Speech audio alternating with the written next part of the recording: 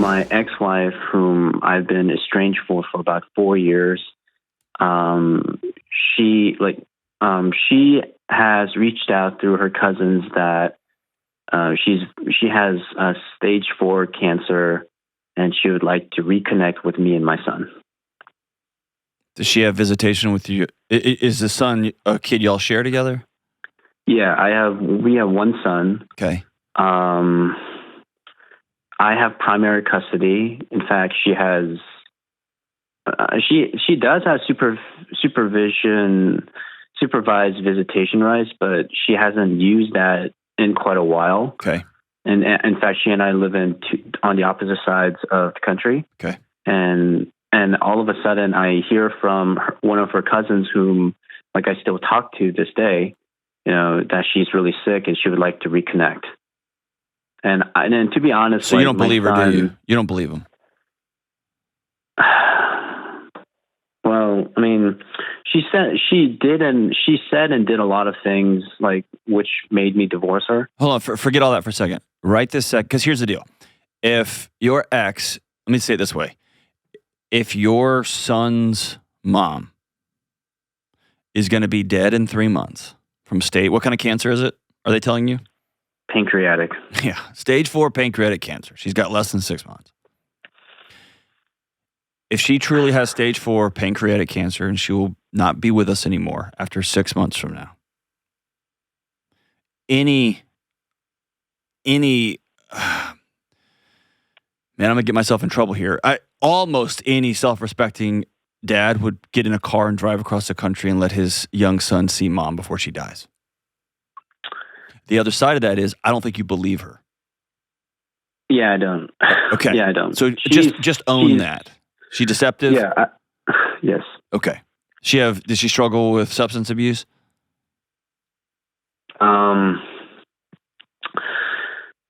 Not substance, but she's done a lot of things recently. Okay. So what's your question for me? So my son, he's 5. Mm-hmm. He was about 1. He was physically speaking, he was only 1.5 when he last saw her. Okay. The thing is, after that, we split off. She didn't even do the visitations anymore. She moved to another state, and we just didn't get in touch ever since. Okay. So what is your son asking to see her again?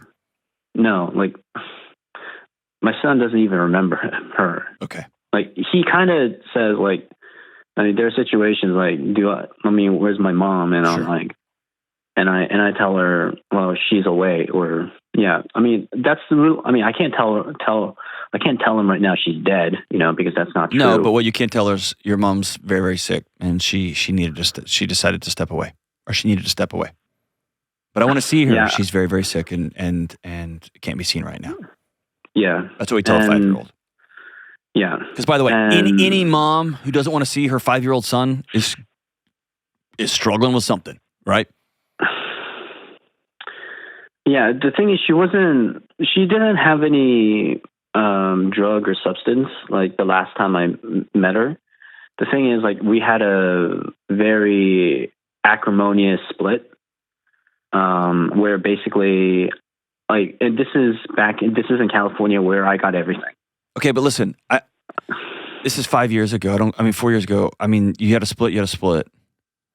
I guess let me say it this way. I don't know. I still don't really fully understand what you're asking, but let me just say this: if you find out, and by the way, I would not take a comment from a cousin.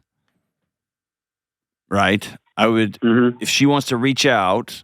And you have ways of confirming it, or if her attorney or your attorney wants to be notified that she's about to pass away and wants to change the agreement so y'all can go see each other, yeah, then don't be the dad that doesn't let his young son have a photo with his dying mother. Okay? And you're going to have to put back the crap she did to you 4 years ago. Get over yourself. If this is another move in a long line of deceptive things and dishonest things and shady things, then you need to go do your due diligence and find out if this is actually real, if this is true, etc. And I don't know a way to do that without being awkward or asking hard questions. Like, you mean contact her directly? Or I don't know, because she has, like you said, hid stuff, shady stuff, and lied. Sure. Like, she has a history of that. It's so, but for me, yeah. Go ahead. For you, what? For me, like, I don't know how to validate or verify. She hasn't even contacted you, dude. Yeah. So let me put it this way. If I got a 6-month diagnosis, you're going to be dead in 6 months, John. And me and my wife didn't live together. The last thing I would do on the planet Earth would be to find a way that I see my kids. Period. Mm-hmm. I wouldn't call a cousin who called a somebody. Yeah. Do you get what I'm saying? Yeah. Now, maybe she's not well. She doesn't feel welcome. It feels awkward. Maybe you tell the cousins, you have her reach out to me. If she wants to see her son, she needs to reach out to me. We're talking adult stuff now. Okay. Okay. And if she can't talk, she can't see, then you can manage that here.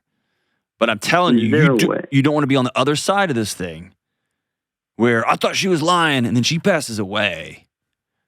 And your son, you have to have that conversation with him. Yeah. She let me know she was dying, wanted to see you, but I didn't do it. Is there a way that I can, I don't know, like hire a PI to kind of like verify? I wouldn't, but you can. You can do whatever you want, man. Yeah, because like, I mean, you can ask to see her medical records. You can ask to go to a doctor's visit with her, or get her. I haven't seen her. I haven't seen her in years, and like there's a reason why I left her and I ghosted her and I gray stoned her, whatever that's called. I don't know any of those newfangled Gen Y words, whatever you're saying. What did she do that was so bad? She cheated on me with her ex. Okay. And that's the reason to keep a little boy from her mom? After that, like she made up, like she became very vicious. She became very toxic. She tried to do everything in her power to try to get primary custody, basically sue me for abuse, both emotional and physical. Was it all lies? Yeah. Okay. All right, so she's proven unsafe, and she's proven to be a person who will go to the ends of the earth to get what she wants, even if it means lying and cheating and ruin somebody else's life. Yeah. Okay. If somebody cheats on you, yes, we got to deal with that relationally. But that's still the mother of your kid. If somebody tries to go to the ends of the earth to get primary custody, fine. Unless they use the kid as a bargaining chip, and then that's when I rarely get mad, but I get mad when couples do that. But I don't get mad that couples are about to get divorced and they both are terrified to not see their kid very much. I get that totally. Now we're getting into different layers where in order to see her kid more, she looks at you and makes up lies about you. They're going to get you in jail, get you fired, get you all those kind of things, and make it to where you can't put food on your table. Yeah, then we got a problem. The relationship is over. Between my son and his mom? Correct. It's over. Okay. Like a caretaker relationship, a friend relationship, a loving, interconnected, intimate relationship, it's over. She ended it. Yeah. Okay? She's made choices repeatedly over the years to not have a relationship with her son. Period. End of story. This isn't about her at this moment. This is about when your son's 19 and he's trying to figure out who he is. Mm-hmm. Half of him will be you, a good man who worked from home, probably made less money than he was worth because he was working from home, got him through special needs, got him the resources that he needed, was really an attentive, caring father. Half of him will be that good man, and he'll always know that half of him was this other person. Okay. And that's the world he's going to have to inhabit. When I'm thinking ahead to that 14-year-old, to that 17-year-old, to that 25-year-old, I'd rather him have a picture with him smiling next to this woman who he does not know, who's wearing a bandana because her hair's fallen out from her chemo treatments as she's trying to hang on the last few months of her life. I'd rather that than him look at you from across the table and say, I could have seen her. And you kept me from it because you were too dramatic and saying she did shady things. Because you couldn't get over her cheating on you 5 years ago. Do you get what I'm saying? Yeah. Both of these paths are messy. Mm-hmm. Both of these paths are gnarly. That's what happened when y'all made a kid. That's what happened when she cheated on you. The whole thing blew up, right? So there's not a stress-free path forward. Every time somebody gets divorced and there's a kid involved, I always tell them, you're playing a 20-year game now. You're playing a 15-year game now. And so, yes, I would. This is me personal. Now, I don't know her. I don't know her backstory. I don't know any of the stuff that she's done to you personally. You do. So you take this with a grain of salt. If somebody had accused me of physical abuse and emotional abuse and tried to call the police and I had to go do it, I probably would not enter their orbit again. Because I would be terrified for not being able to provide for my kid in case they made some more crazy stories up. But if 4.5 or 5 years ago, somebody did something stupid and they cheated on me with their ex and then yada, yada, and partridge in a pear tree and it got nasty for a bit, but here we are, calls and says, I'm dying, I'm going to be dead soon. Can I see my son? I would make that happen. And it would be awkward and it would be awful. It is not a rekindling. It is not a reintroduction into our lives. It's not renewing relationships. She burnt it. It's over. But it would be a gift to this young boy as he becomes an adolescent and becomes an adult and tries to figure out, who am I? Now, if this mom is unsafe, then absolutely not.